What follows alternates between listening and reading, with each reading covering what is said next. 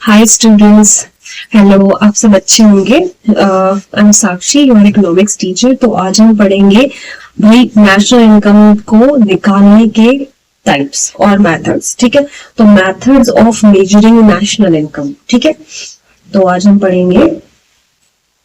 Okay, ठीक है जी, done. तो method of measuring national income.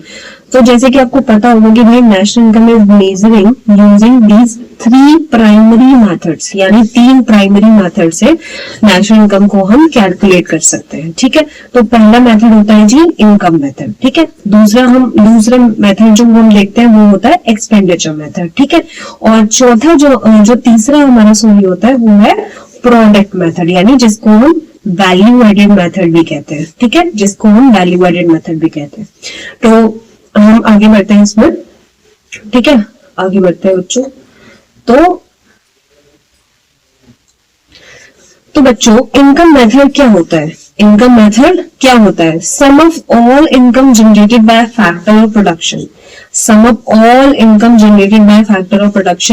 Factor of production जैसे मैंने आपको बताया था, लैंड, लेबर, कैपिटल, एंटरप्रेन्योरशिप। ठीक है, तो sum of all income generated by factor of production, जब फैक्टर ऑफ प्रोडक्शन से जितनी भी इनकम जनरेट की गई है उसका टोटल सम अप क्या होता है? इनकम मेथड होता है। यानी इकोनॉमी में लोगों को कितनी इनकम मिली है, यानी प्रोडक्शन के दौरान, यानी प्रोडक्शन के फैक्टर्स बोलेंगे, प्रोडक्शन के फैक्टर्स को मिलने वाली इनकम को हम इनकम मेथड बोलते हैं। ठीक है, इसका जो फॉर्मूला होता है बच्चों वो होता है कंपनसेशन टू एम्प्लॉयज, यानी एम्प्लॉयज को दिए जाने वाला compensation. You can say wages, also rent, यानी जो भी लैंड आप यूज कर रहे हैं उसका रेंट भी आपको देना है। ठीक है, इंटरेस्ट, यानी जो भी बैंक से आपने लोन उठाया है अपने बिजनेस के लिए वो इंटरेस्ट, और प्रॉफिट जो कि आप ले रहे हैं, मिक्स्ड इकोनॉमी। ठीक है, ये सब मिक्स्ड इनकम, सॉरी।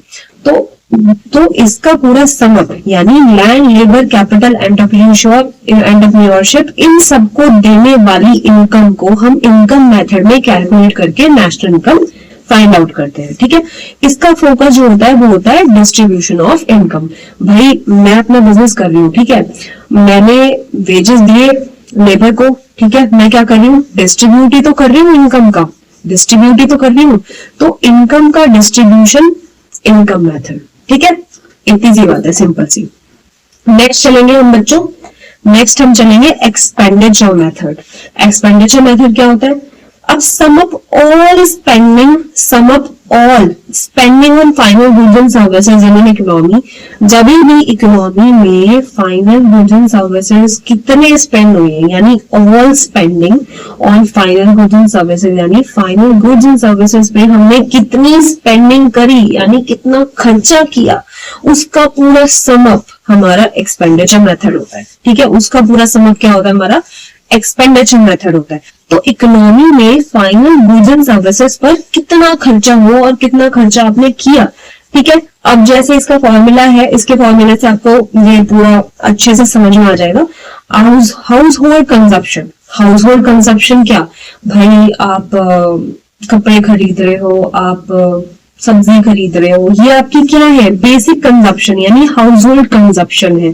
ठीक है, इन्वेस्टमेंट है, इन्वेस्टमेंट जैसे आपने मशीन्स खरीद ली, ठीक है, मशीन में इन्वेस्टमेंट कर दिया, ठीक है, या फिर आपने कोई गैजेट परचेज कर लिया, उसमें आपने अपनी इन्वेस्टमेंट दे दी, तो इन्वेस्टमेंट यानी जो हम आई से शो करते हैं। ठीक है, गवर्नमेंट स्पेंडिंग, जितनी भी गवर्नमेंट ने स्पेंडिंग करी रोड्स में, आपके स्कूल्स बनवाने में, ठीक है, तो ये गवर्नमेंट स्पेंडिंग। और नेट एक्सपोर्ट तो बच्चों आपको पता ही है, नेट एक्सपोर्ट क्या, इंपोर्ट और एक्सपोर्ट का डिफरेंस, नेट एक्सपोर्ट। ठीक है, इसका फोकस जो रहता है बच्चों वो रहता है कि total spending on goods and services की, गुड्स और सर्विसेज जो आपने कंज्यूम किए हैं उनको, उनका टोटल स्पेंडिंग, यानी उन पर आपने कितना खर्चा किया, उसको जब हम कैलकुलेट करते हैं तो उसको हम एक्सपेंडिचर मेथड बोलते हैं। ठीक है, उसको हम क्या बोलते हैं? एक्सपेंडिचर मेथड बोलते हैं।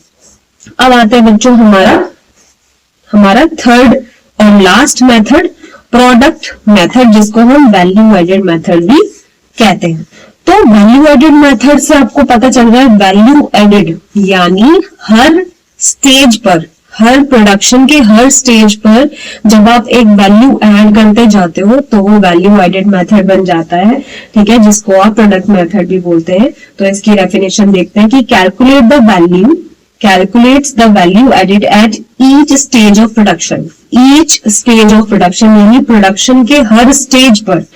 अवॉइडिंग डबल काउंटिंग, इसमें आप डबल काउंटिंग को अवॉइड करेंगे, ठीक है। स्पेसिफिकली आप एग्जाम में ये लाइन मेंशन कर सकते हैं, नीचे स्टार लिखेगी अवॉइडिंग डबल काउंटिंग। तो इस एग्जामिनर को लगेगा कि आपको ये भी पता है इसके बारे में, ठीक है, यानी आपको इसकी डिटेल नॉलेज है, ठीक है। तो मैं अगर इसका एग्जाम्पल दूं तो भाई सपोज करो कि एक फार्मर है, उसने वीट सेल किए 100 रुपीज में, ठीक है, और बेकर यानी जो बेक करते हैं, जो ब्रेड्स बनाते हैं, बिस्किट्स बनाते हैं, उन्होंने क्या किया, वो वीट उन्होंने खरीद लिया 180, मतलब उन्होंने वो वीट खरीद लिया और उसकी ब्रेड बना दी और उसको सेल कर दिया 180 रुपीज में।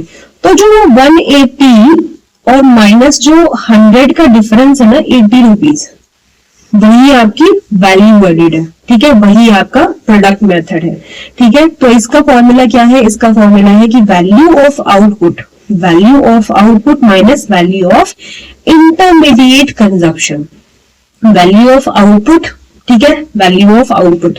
अब यहाँ पे वैल्यू एडेड कितनी हुई 80 रुपीज, ठीक है। तो इन दोनों का डिफरेंस ही क्या कहलाता है, प्रोडक्ट वैल्यू मेथड, यानी प्रोडक्ट मेथड और वैल्यू एडेड मेथड कहलाता है। इसका जो फोकस होता है वो contribution of each producing unit to total unit. जब आप टोटल यूनिट प्रोड्यूस करते हो तो उसकी जो स्टेजेस में एक एक आप यूनिट ऐड करते जाते हो ना, वही आपका वैल्यू एडेड मेथड होता है, ठीक है। तो आई होप आपको ये तीनों मेथड समझ आए होंगे, ठीक है, इनकम मेथड, एक्सपेंडिचर मेथड और प्रोडक्ट मेथड। तो थैंक यू बच्चों, आपको ये आई थिंक आपको ये सारे मेथड्स क्लियर हो गए होंगे।